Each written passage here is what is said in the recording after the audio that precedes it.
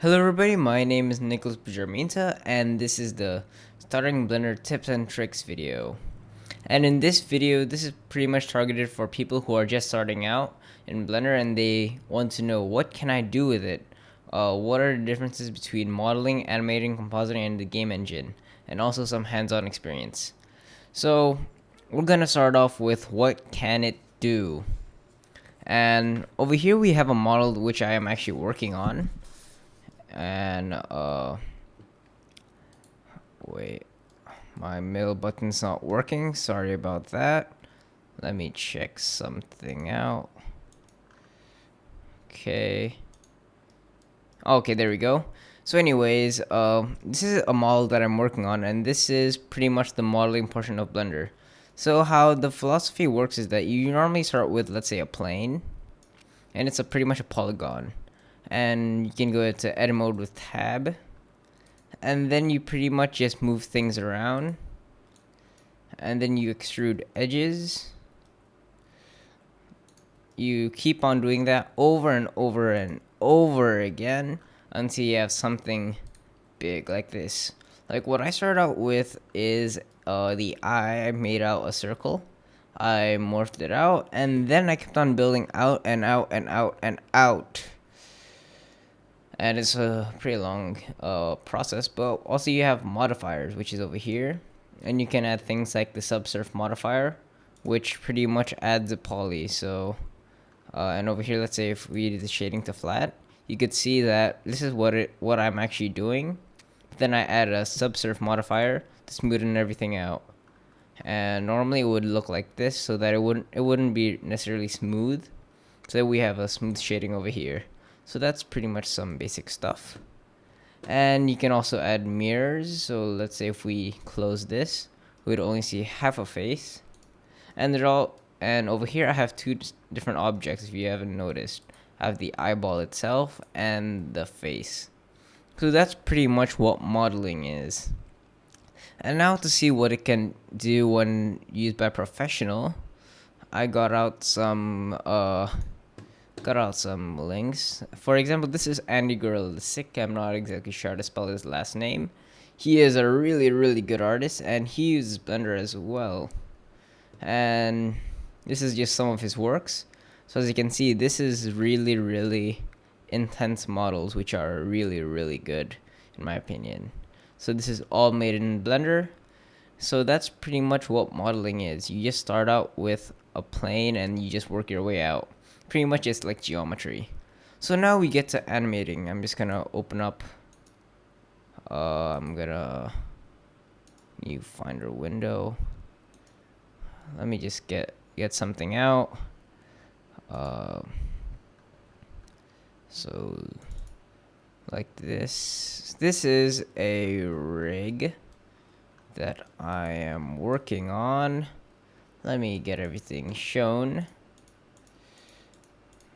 It's quite a lot of layers. Rigging is really, really hard in my opinion. I do not like rigging, and I actually took this series by Blender Cookie, and it took me forever to master, and I am actually still not done with it. So pretty much what you do is that what rigging is, you use it to animate, and what animating is pretty much adding motion to your model. So let's say you have your own model over here, which is actually, this is just it's pretty much just like a way to see what the thing will look like, because the actual model is in layer 5 and it looks like this. Then let me add subsurf to it. So this is what our model, this is what a model that I've made looks like. But what I did is that I made a rig to him, and pretty much what I can do now is that I can move him around. So then I can move his thing around, and I also have a IK rig so that I can move it freely looking at this. And if I go to my modifiers, I can change the influence to make it follow that. But this is pretty advanced stuff, so you don't need to understand how a rig works, and it takes a really, really, really long time to learn. So this is pretty much what rigging is.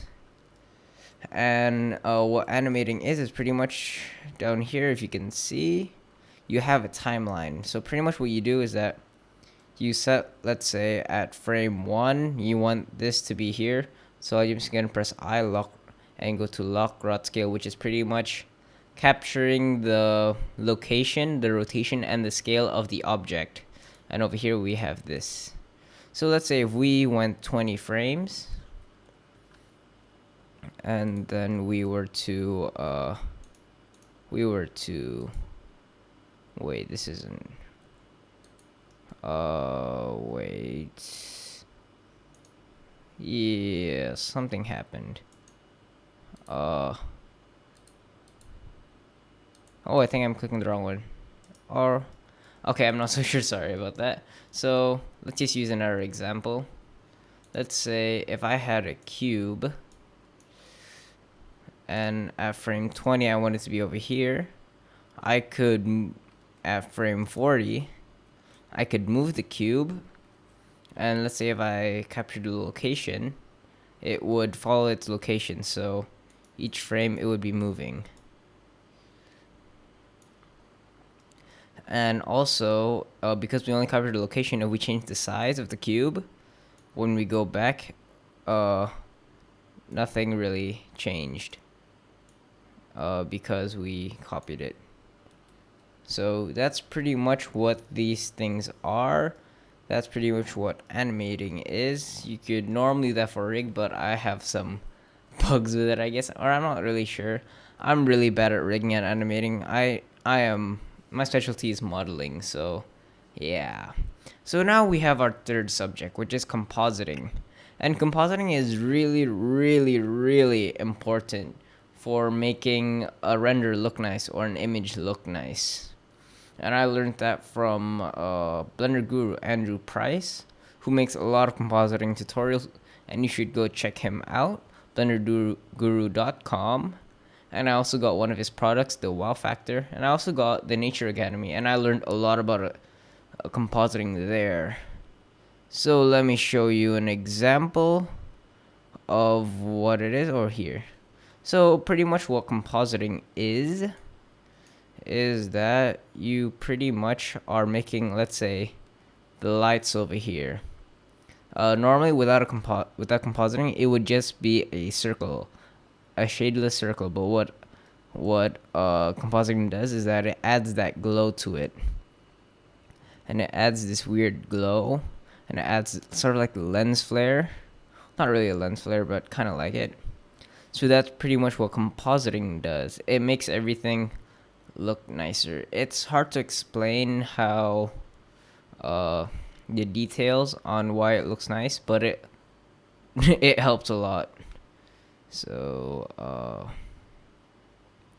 let me look for some files. Let me look for the Range Rover file, actually. The Range Rover, where is it?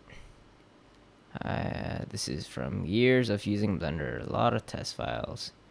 Okay, so let's take the Range Rover. Oh wait, let me close this down first. So let's go.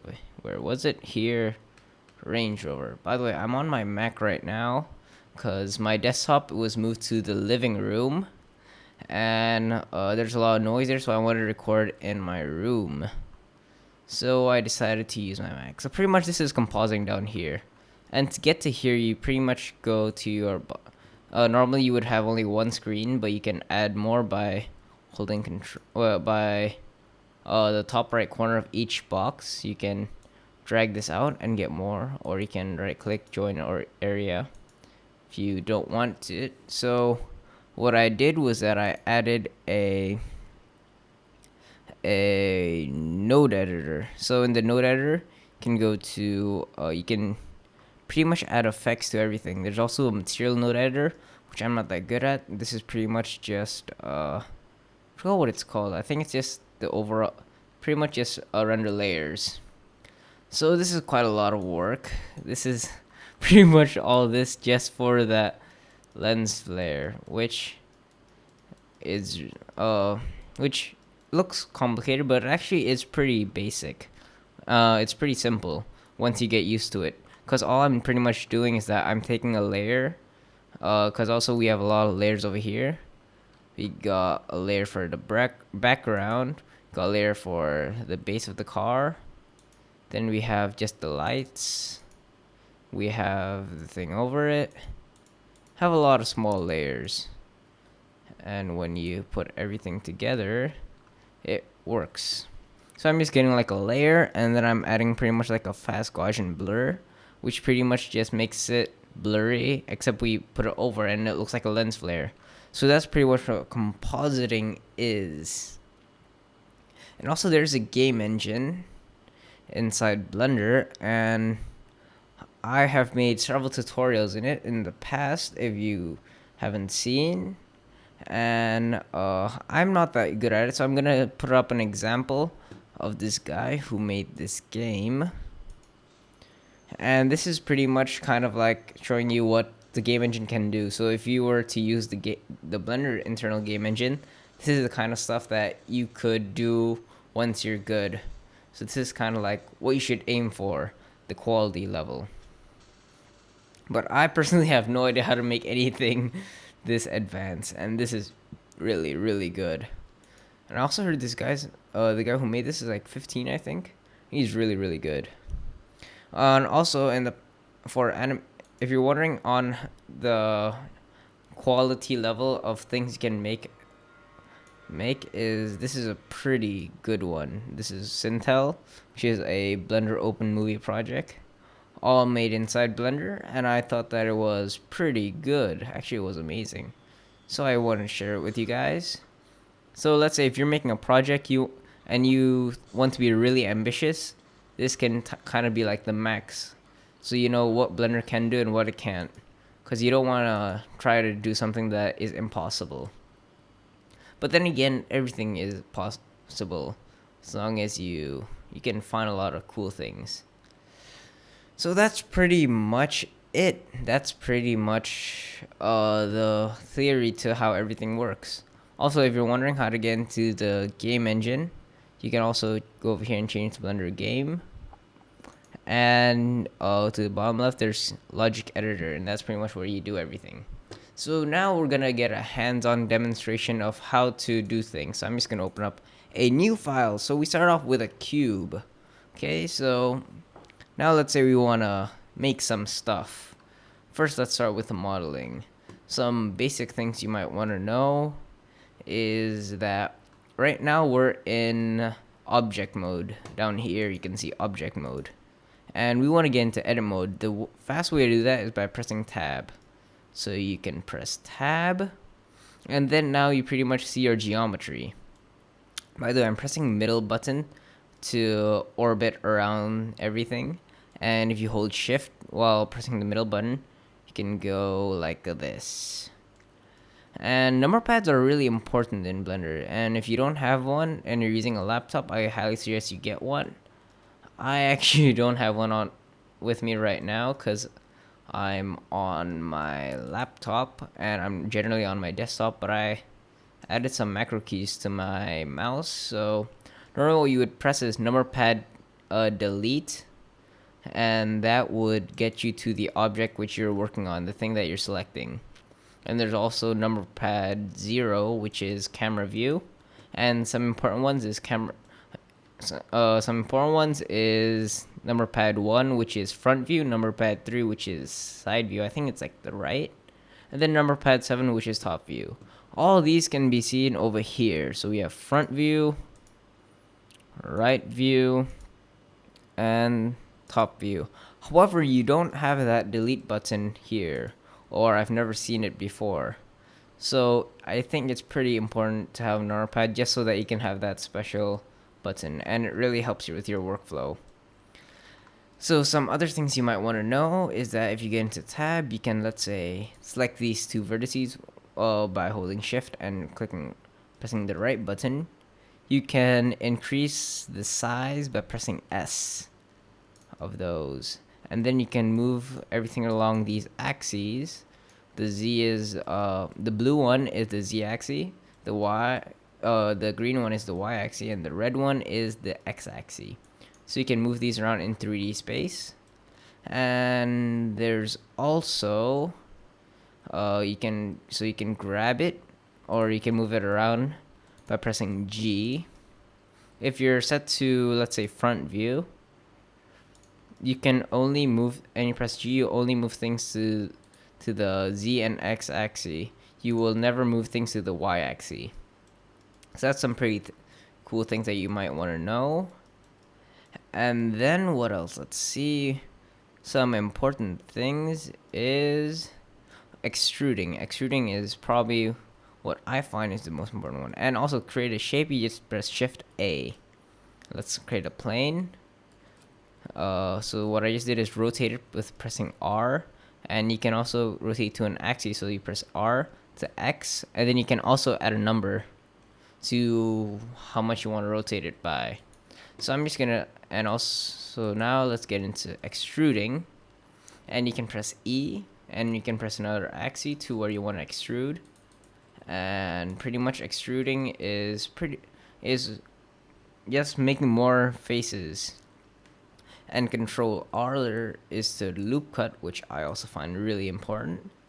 And then you can just do a lot of cool things. You can move out, and you can do, there's a whole world of possibilities for, because you can do things as simple as like a cube, or you can make something really advanced like a human face, which I've done, but that takes a lot of time to learn. And yeah, it's really hard to do, but yeah, I'm running out of things to say. I'm sorry.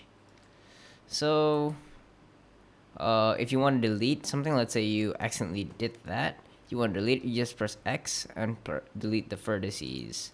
Or let's say if you want to delete just the face without the things around it, you can press X and only faces. So then this edge over here, this edge is still intact. And down here you can do vertices select, edge select, or face select. So that's pretty cool.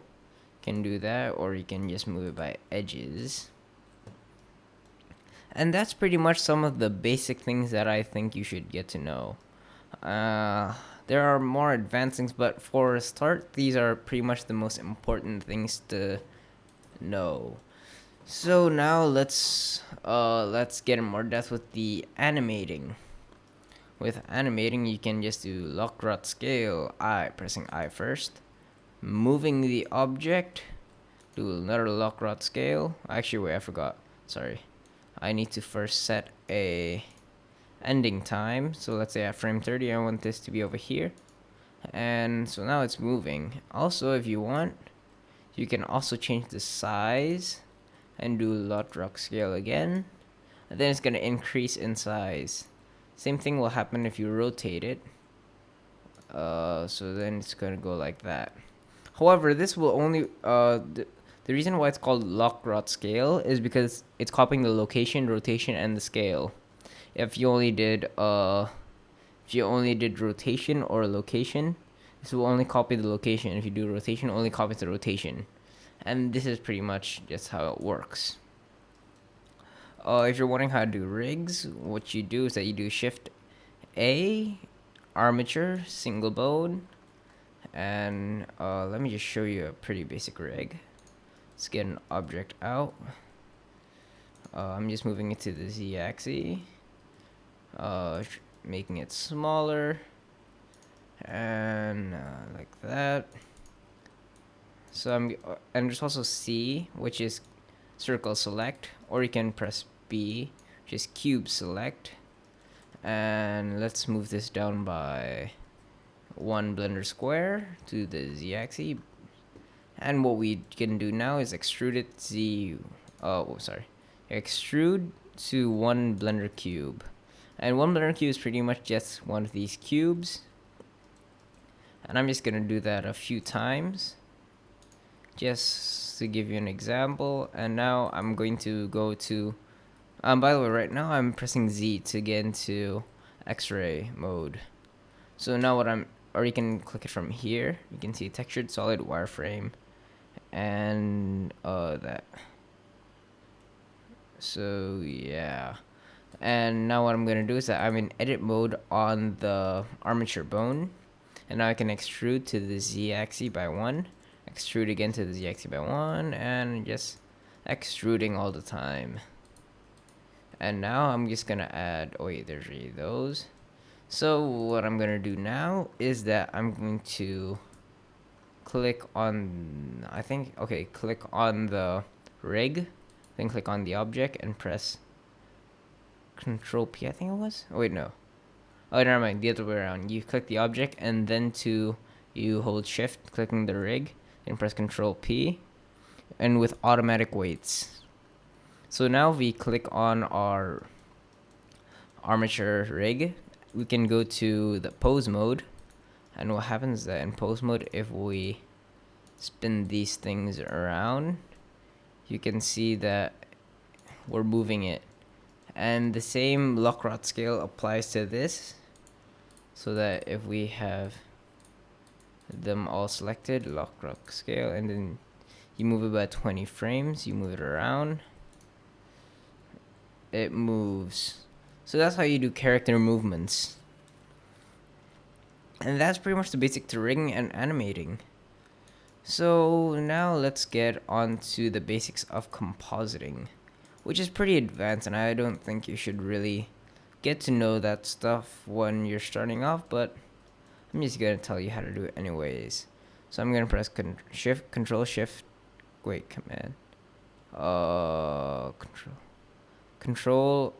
Alt Shift C. Oh wait, never mind, sorry.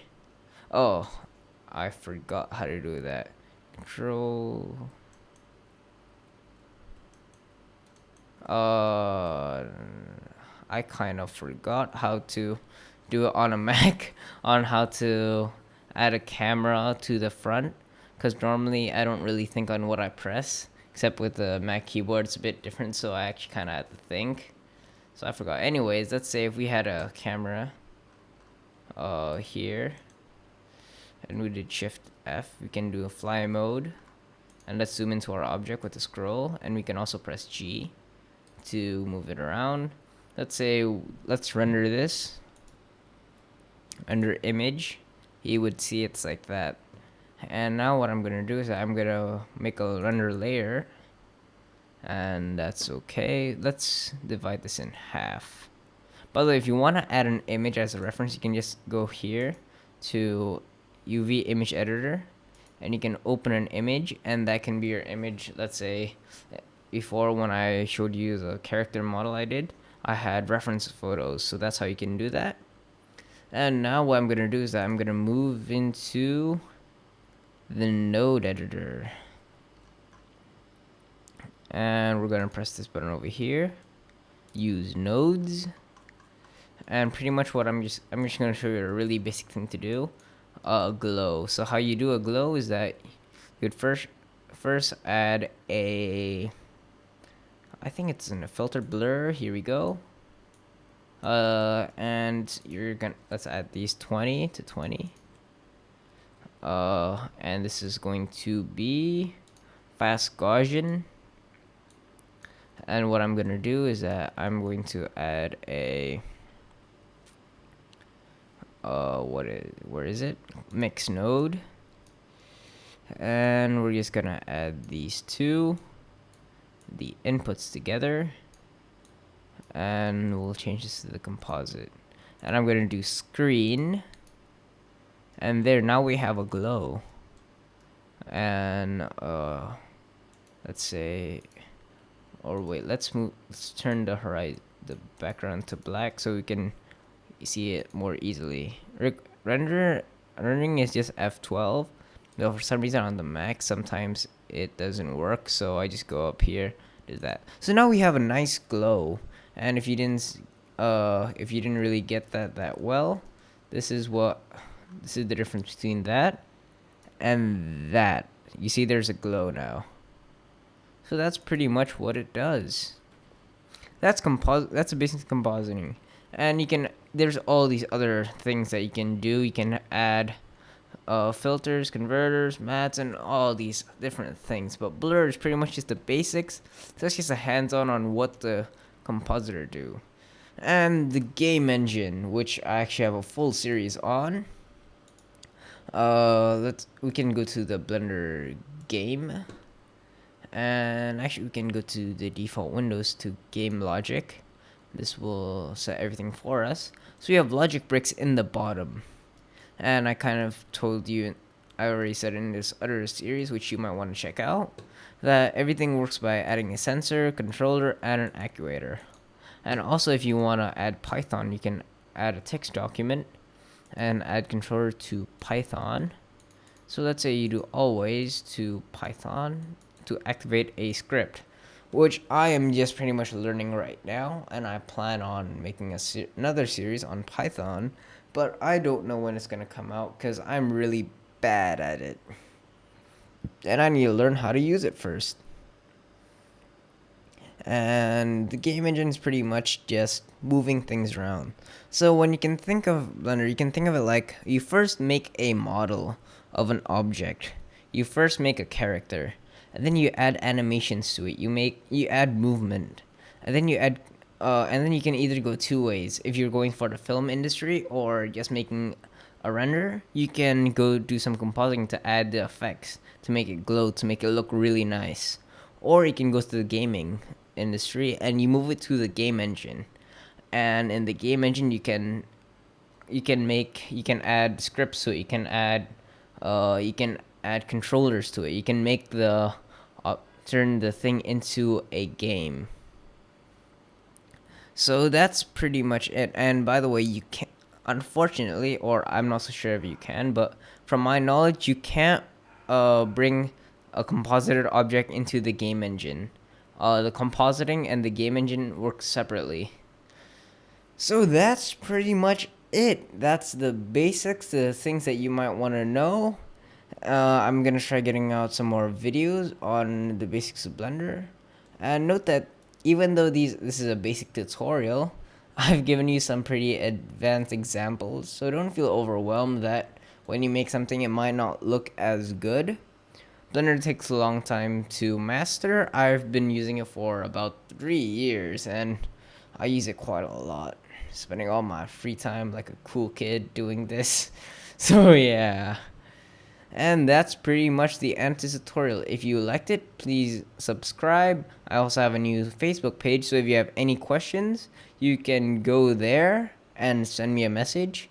I am also if you're interested, I'm thinking about doing some coaching. So let's say if you're new to Blender, you want to become a lot better, you can just send me a message and I'll teach you. I'll kind of like give you advice on how to get a lot better quickly, because I've been through the process.